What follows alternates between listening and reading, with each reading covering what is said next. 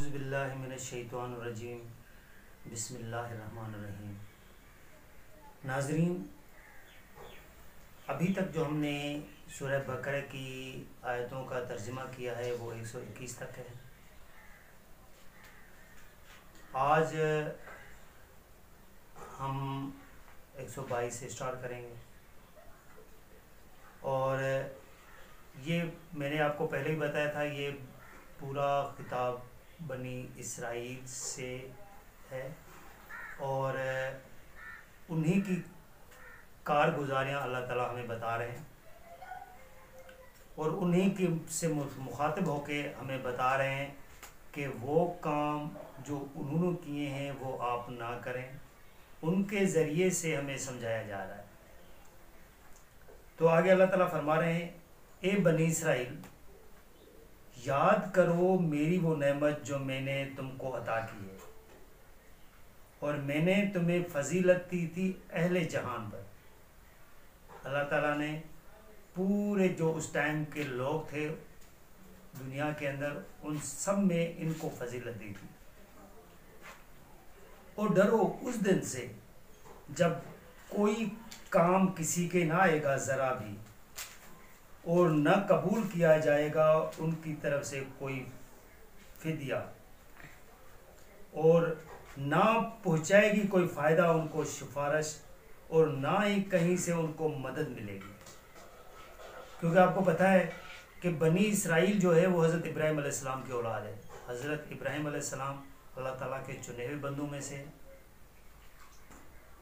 तो लाजमी है जो उनकी औलाद है, औलाद को तो नाज होता है। जिस तरह आजकल देखें, अगर कोई सैयद होता है तो वो हुज़ूर सल्लल्लाहु अलैहि वसल्लम की निस्बत से कितना नाज कर रहे होते हैं, तो औलाद को नाज होती है। तो उनको ये था कि हम तो भाई एक नबी की औलाद हैं, हमें तो कुछ नहीं होगा। तो इसी वजह से तो कहते थे कि भाई यहूदी और नसरानी होंगे तो वो जन्नत में जाएंगे। जिस तरह अहले बैत की निस्बत से शिया कह रहे होते हैं, सहाबा की और हुसैन की निस्बत से सुन्नी कह रहे होते हैं, ये निस्बत काम नहीं आएगी। तो उन्हीं को ये मुंतखब जो कौम अल्लाह ताला ने की थी, तो उनको ये अल्लाह ताला बता रहे हैं कि आप इस घमंड में ना रहें कि आप एक नबी की औलाद हैं तो आपसे कुछ नहीं कहा जाएगा। तो अल्लाह ताला फरमा रहे हैं कि उस दिन से डरो कि कोई किसी के काम नहीं आएगा। उस दिन कोई किसी के ना सिफारिश कर सकता है, ना किसी को किसी से मदद मिल सकती है। तो आप भी ये मत सोचें कि कोई आके आपको सिफारिश करा के छुड़ा लेगा। आप अपने काम को देखें, उन्होंने जो किया है वो उनको फ़ायदा मिलेगा, किसी और के बदले नहीं होगा कि भाई ये जो मैंने काम किए हैं, ये 4 काम मैंने इसको दे दिए तो ये इसको भी आगे जन्नत में पहुंचा देंगे। नहीं, ऐसा कोई अल्लाह ताला ने काम नहीं रखा हुआ। आगे अल्लाह ताला फरमाते हैं, और जब आजमाया हमने इब्राहिम को चंद बातों से तो उसने वो पूरी करके दिखाई, तो इरशाद हुआ, बेशक मैं बनाने वाला हूँ तुम्हें पेशवा। अल्लाह ताला ने हज़रत इब्राहीम अलैहिस्सलाम को कुछ बातों में आजमाया था और वो उन आजमाइशों पे पूरे उतरे। फिर अल्लाह ताला ने उनको कहा कि मैं आपको रहनुमा बनाऊंगा। तो इब्राहिम ने अर्ज किया, क्या मेरी औलाद में से भी? देखे अभी हज़रत इब्राहीम अलैहिस्सलाम क्या फरमा रहे हैं, खुद ही कह रहे हैं कि मेरी औलाद में से भी, क्योंकि वालिदैन जो होते हैं वो औलाद को याद रखते हैं। कहते हैं कि जो नेमत इनाम मुझे मिला है वो इनाम मेरी औलाद को भी मिले, लेकिन वो इनाम दुनिया के अंदर का है, आगे का कोई नहीं है। ये इस वजह इस घमंड में बंधा ना रहे कि ये देखें इन्होंने ये बताया, लेकिन अल्लाह ताला क्या जवाब दे रहे हैं फिर उनको।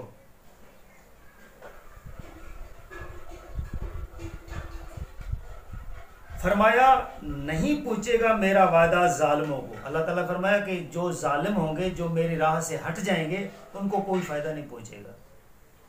वरना अल्लाह ताला कहते हैं कि ठीक है, आपकी सारी औलाद को मैं आपके साथ ही भेज दूंगा। ये नहीं था, अल्लाह ताला ने कहा कि उसको मैं फ़ायदा दूंगा जो राह पे होगा।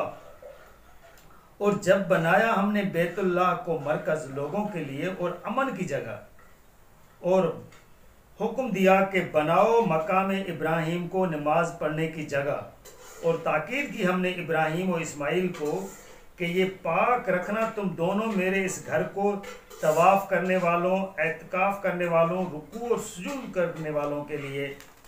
और जब दुआ की इब्राहिम ने, ए मेरे रब, बना दे इस जगह को अमन वाला शहर और रिज़्क़ दे इसके बाशिंदों को हर किस्म के फलों से, उनको जो ईमान लाएं इनमें से अल्लाह पर और रोज़े आखिरत पर। देखिए उन्होंने दुआ की कि या अल्लाह, जो इस शहर को में रहते हैं और जो ईमान वाले हैं उनको रिज़्क़ दे फलों से। तो अल्लाह ने फरमाया और जो ईमान न लाएगा उसको भी फ़ायदा पहुंचाऊंगा इसमें से कुछ कलील, फिर घसीटूंगा उसको अज़ाब की तरफ। देखिए दुनियावी फ़ायदे के अल्लाह ताला ने कह दिया है कि जो ईमान ना भी लाएगा उसको फ़ायदा मिलेगा। इस वजह से देखें कि हिंदुओं कितने हैं, अरब से ज़्यादा हैं, लेकिन वो दुनियावी काम में पाकिस्तान और बाकी देखें ममालिक से, जो इस्लामी ममालिक हैं उनसे कहीं ज़्यादा आगे हैं, क्योंकि वो दुनियावी हिसाब से चल रहे हैं। दुनिया में जो बंदा जो करेगा उसको फ़ायदा मिलेगा। दुनियावी हिसाब से मत देखें कि भाई इसको तो बहुत कुछ मिला हुआ है, तो जो है ये तो शायद जो है वो अल्लाह ताला का जो है वो चहीता है। अगर ये इस तरह अगर चहीता बनते तो हिंदू तो सबसे ज़्यादा चहीते बनते, अंग्रेज सबसे ज़्यादा चहीते बनते। सारी जो हम जो है ना वो दुनियावी की जो लज्जतें हासिल कर रहे हैं वो अंग्रेज़ों के बदौलत कर रहे हैं। ये साइंसदान, साइंसी चीज़ें, ये सारी अंग्रेज़ों की बनाई हुई हैं, लेकिन ये नहीं है। दुनियावी हिसाब किताब कुछ और है, आखिरत का हिसाब किताब कुछ और है। उसको समझने के लिए आपको कुरान को समझना पड़ेगा कि आखिरत का फैसला किस तरह अल्लाह ताला ने रखा हुआ है और दुनियावी हिसाब किताब किस तरह है। दोनों अलग-अलग चीज़ें हैं। आप दोनों को एक जगह करोगे तो गुड़बुड़ हो जाओगे। और बदतरीन ठिकाना है, वो बदतरीन ठिकाना है। और जब उठा रहे थे इब्राहिम बुनियाद बैतुल्लाह की और इस्माइल भी, तो दुआ करते जाते थे, ए हमारे रब, कबूल फरमा हमसे ये खिदमत, बेशक तू ही सब कुछ सुनने वाला और जानने वाला है। यानी वो जब वो बैतुल्लाह को बना रहे थे, बैतुल हराम को बना रहे थे, मस्जिदुल हराम को, जो काबा आज नज़र आ रहा है ये पूरी मस्जिद है, यही मस्जिदुल हराम है। हज़रत इब्राहिम अलैहिस्सलाम के टाइम पे यही मस्जिद थी जो उन्होंने बनाई थी। ए हमारे रब, और बना हम दोनों को फरमान बरदार यानी मुस्लिमीन। देखिए उन्होंने क्या दुआ मांगी, मैं आपको थोड़ा सा अरबी में सुना रहा हूँ। रब्बना वजअलना मुस्लिमीन, मुस्लिमीन मुस्लिम का जमा है, मुस्लिमीन लक व मिन ज़ुर्रियतिना उम्मतन मुस्लिमतन लक व अरना मनासिकना व तुब अलैना इन्नका अंत तवाबुर रहीम। व मिन ज़ुर्रियतिना, और हमारी नस्ल में से उठा एक उम्मत, उम्मत कहते हैं गिरोह को। उम्मत का लफ्ज़ आया है अरबी में। अरबी में उम्मत होता है और उर्दू में आप गिरोह कहें, एक जो इकट्ठे हो जाते हैं जिस पे बंदे, वो गिरोह जो होता है उसको उम्मत बोला जाता है। उम्मत मुस्लिमतन, जो मुती फरमान बरदार हो, यानी एक ऐसा गिरोह जो आपकी फरमान बरदारी करे। मुसलमान जो होता है उसका जो आप अरबी से अगर उर्दू का तर्जमा करें तो उसका बनेगा फरमान बरदार, यानी अल्लाह का हुक्म मानने वाला। आप उसको मुसलमान भी कह सकते हैं, अरबी में मुस्लिम भी कह सकते हैं, मुसलमान भी कह सकते हैं, और उसका तर्जमा करें तो उसको फरमान बरदार भी कह सकते हैं। मुती फरमान बरदार तेरी, यानी तेरे जो फरमान बरदार हों, और बता हमें अपने इबादत यानी गुलामी के तरीके, हमें वो तरीके बता जो हम जिस तरीके से हम आपकी गुलामी करें, आपकी नौकरी करें, आपका कहना माने। और कबूल फरमा हमारी तौबा, बेशक तू ही हम कबूल फरमाने वाला है, ए हमारे रब।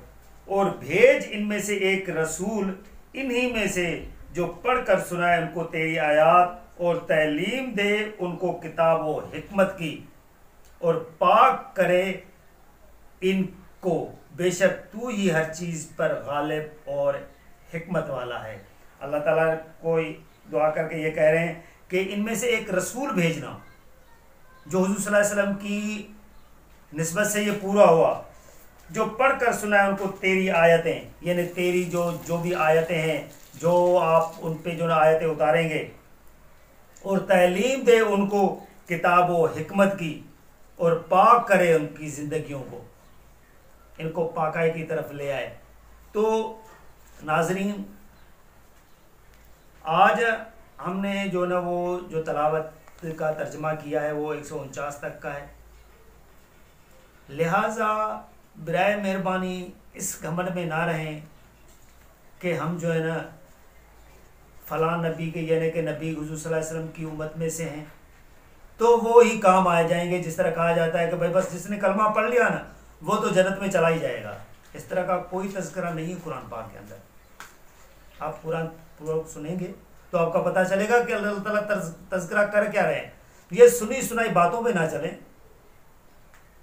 उन मौलवियों के कहने पे जिन्होंने वो पता ही नहीं है कि अरबी में क्या कह रहे हैं अल्लाह ताला और इसका तर्जमा है क्या। उन्होंने कभी तर्जमे की तरफ ध्यान ही नहीं दिया है। उनको बस नाजरा याद है, अल्फ लाम मीम से लेकर वन्नास तक आप उनको आयतें करें। रमज़ान शरीफ में भी वो जो है वो इसी तरह वो पढ़ रहे होते हैं। और देखें अरबस्तान के अंदर जब वो अरब काबे के अंदर वो पढ़ रहे थे तो किस तरह रो रहे होते हैं। यहाँ आप अगर देखें तो कोई बंदा हंस रहा है, कोई क्या कर रहा है, कोई क्या कर रहा है।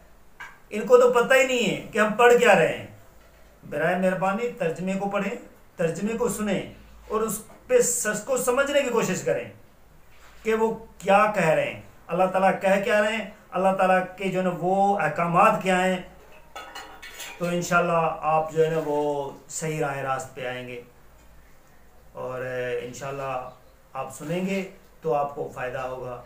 ये बातें आप जो है ना वो दूसरों की भी बताएं तो हो सकता है कि आपके कहने से कोई बंदा जो है ना वो दोज़ख से अज़ाब से बच जाए।